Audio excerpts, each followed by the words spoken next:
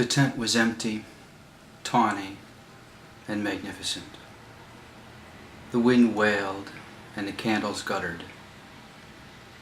Waiting for the bishop, the old man sat down at his reading desk.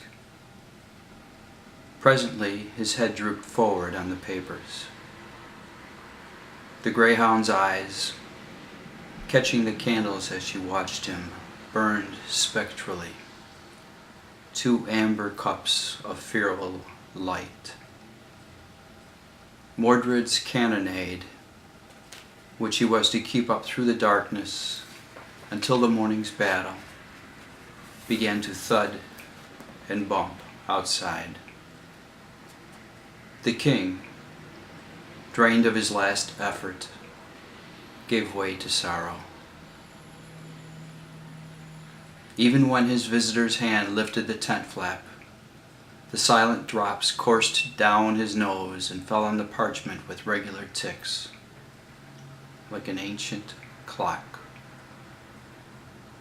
He turned his head aside, unwilling to be seen, unable to do better.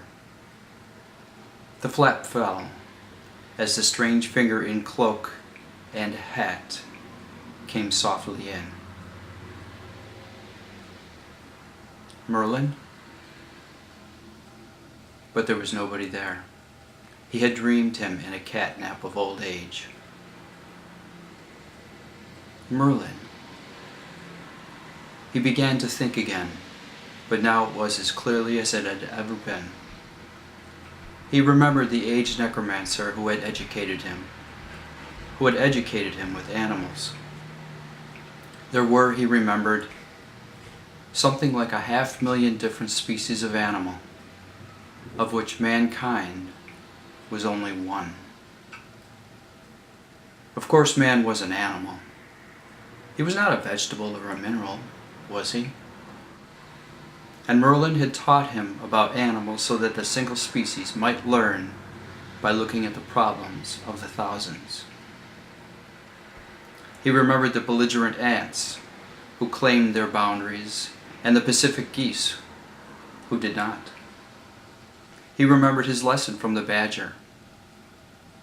He remembered Lioliak and the island which they had seen on their migration, where all those puffins, razorbills, guillemots, and kittiwakes had lived together, peacefully, preserving their own kinds of civilizations without war, because they claimed no boundaries. He saw the problem before him as plain as a map. The fantastic thing about war was that it was fought about nothing. Literally nothing. Frontiers were imaginary lines. There was no visible line between Scotland and England, although Flodden and Bannockburn had been fought about it. It was geography which was the cause. Political geography. It was nothing else. Nations did not have to have the same kind of civilization, nor the same kind of leader, any more than the puffins and the guillemots did. They could keep their own civilizations, like Eskimo and Hottentots, if they would give each other freedom of trade and free passage and access to the world. Countries would have to become counties, but counties which could keep their own culture and local laws. The imaginary lines on the Earth's surface only needed to be unimagined. The airborne birds skipped them by nature. How mad the frontiers had seemed to Lioliak and would to man if he could learn to fly. The old king felt refreshed, clear-headed, almost ready to begin again. There would be a day, there must be a day, when he could come back to Gramir with a new round table which had no corners, just as the world had none. A table without boundaries between the nations, who would sit to feast there. The hope of making it would lie in culture. If people could be persuaded to read and write, not just to eat and make love, there was still a chance that they might come to reason.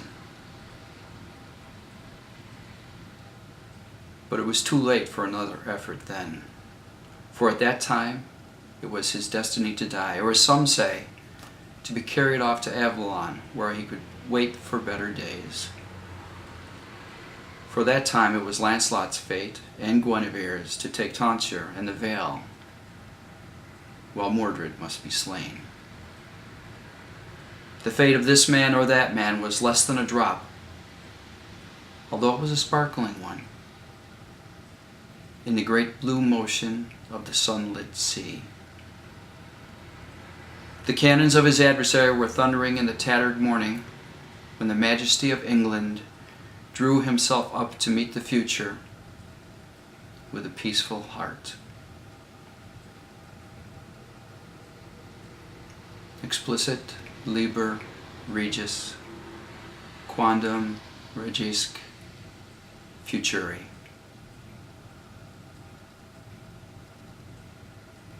This is the story of the once and future king. The beginning. T.H. White.